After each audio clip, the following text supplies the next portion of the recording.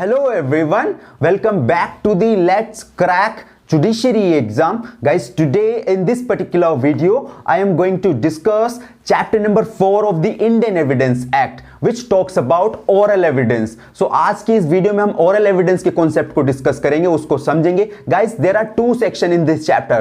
Section number 59, section number 60, जो आज हम discuss करेंगे.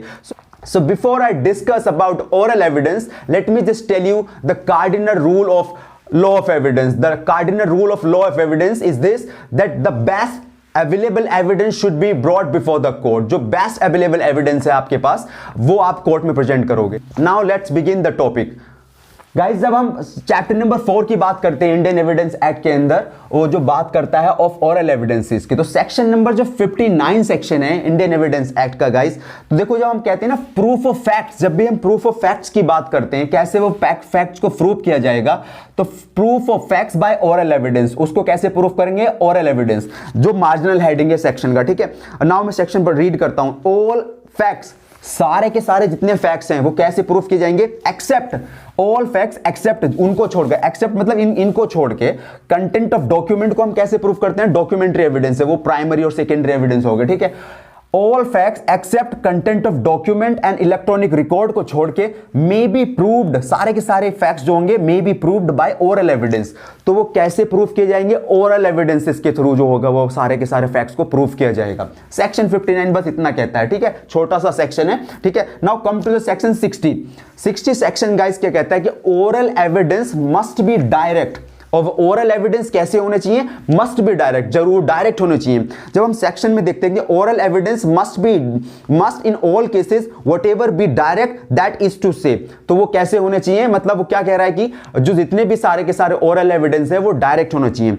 जो सेक्शन है if it refers to the fact which could be seen, जिसको देखा गया है, it must be evidence of witness who says he saw it. तो वो कौन होगा जिसने देखा है? जो अगर किसी ऐसे फैक्ट्स के बारे में बताया जा रहा है कि जो देखा गया है, तो वो कौन बताएगा? जिसने उसको देखा है, वो ही उसको विटनेस जो है वो कोर्ट में आकर बताएगा. This is called a direct evidence. जिसने सपोज मैंने कुछ चीज देखी है, मैं जाके उस चीज को बताऊंगा कोर्ट के अंदर कि मैंने देखी है, तो this is called direct evidence. ठीक है, सेकंड वन क्या कहता है कि if it is refers to the facts which could be heard, अगर कुछ सुना गया, किसी सुने हुए फैक्ट के बारे में बात की जा रही है, कुछ फैक्ट सुना गया, तो it must be the evidence of witness who says he heard, तो उसका एविडेंस लिया जाएगा, या उसका एविडेंस वो डायरेक्ट एविडेंस होगा जो जिसने सुना है और वो कोर्ट में जाके बताएगा कि मैंने ये बात सुनी है. ठीक है, नाउ थर्ड पॉइंट इसका जो है, if it refers to the facts which could be perceived by any other senses और in any other manner, it must be evidence of witness who says he is perceived. देखो जब हम senses की बात करते हैं, देयर आर 5 सेंसेस जो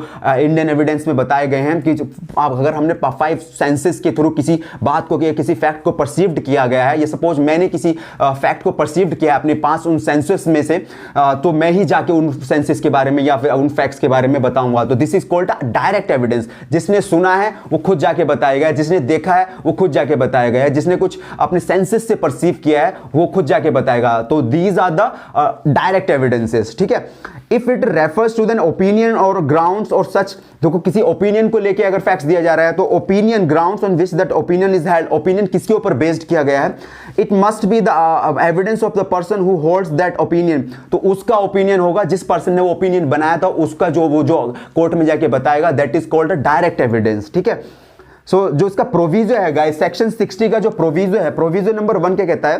provided that the opinion of expert expressed in any treatise commonly offered by sale, कोई treatise है किसके ऊपर? सेल के ऊपर है ना, कोई बिक्रे के ऊपर है, ऑफर्ड किया गया, that the grounds on which such opinion, जो ग्राउंड है जिसके ऊपर वो ओपिनियन को बेस्ड किया गया है, किसके बारे में? To treatise commonly offered the sale के बारे में जो बताया जा रहा है, that may be proved by the production of such treatise if the author, है ना. तो उसको कैसे प्रूफ करोगे आप? तो वो कैसे, या तो वो डायरेक्ट आप ट्रीटीज को आप प्रोडक्शन कर दो कोर्ट के अंदर, या फिर if the author is dead और कैन नॉट बी फाउंड, वो जो बुक का ऑथर है वो मिल नहीं सकता है, जिस बुक की हम बात कर रहे हैं इसके अंदर, वो बुक उसकी डेथ हो गई है या फिर वो फाउंड नहीं किया गया है, और हैज बिकम इनकैपेबल गिविंग, और इनकैपेबल है वो एविडेंस देने में, और can not be called as a witness, और उसको एज ए विटनेस के तौर पर नहीं बुलाया सकता, without an amount of delay और expense which the court regards and as reasonable. तो यहाँ पे ये कि गाइस जो सेक्शन इसका प्रोविजो है, सेक्शन 60 का प्रोविजो, ये एक्सेप्शन है हियर से एविडेंस का. ऑलवेज रिमेंबर पर ये सेक्स इसका जो प्रोविजो है ये हेयर से एविडेंस का एक्सेप्शन है। तो यहाँ पे जो बुक है उसकी बुक को आप कोर्ट कंसीडर करेगा, ना कि उस पर्सन को जिसने वो बुक लिखी है या फिर जो भी उस सेल का कोई डॉक्यूमेंट ट्रीटीज हुई है। तो उस बुक को हम जो जिस पर्सन ने वो बुक लिखी है या जिस पर्सन ने वो ट्रीटीज बनाया था तो वो तो अब उसको वो नहीं मिल सकता या उसकी डेथ हो गई तो कोर्ट जो उस बुक को कंसीडर करेगा यहाँ पे। और इट इज कॉल्ड ये हियर से एविडेंस का एक्सेप्शन है, ठीक है। तो उसका सेकंड प्रोविजो क्या कहता है? सेकंड प्रोविजो कहता है the provided also that if oral evidence refers to the existence of condition of any material thing. तो जो ओरल एविडेंस किसके बारे में बताया गया है? किसी फिजिकल थिंग के एग्जिस्टेंस के बारे में बात की जा रही है। Other than the document the court में if things fit to require protection of such material thing for inspect. तो कोर्ट क्या कर सकता है? उस फिजिकल थिंग को इंस्पेक्शन के लिए मंगा सकता है, ठीक है, मंगा सकता है। तो मिलते हैं नेक्स्ट वीडियो में। Thank you.